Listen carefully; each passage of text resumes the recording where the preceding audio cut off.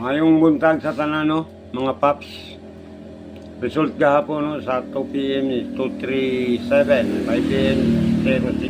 06086, 9 p.m. 741, no, or slide ato at 741, no.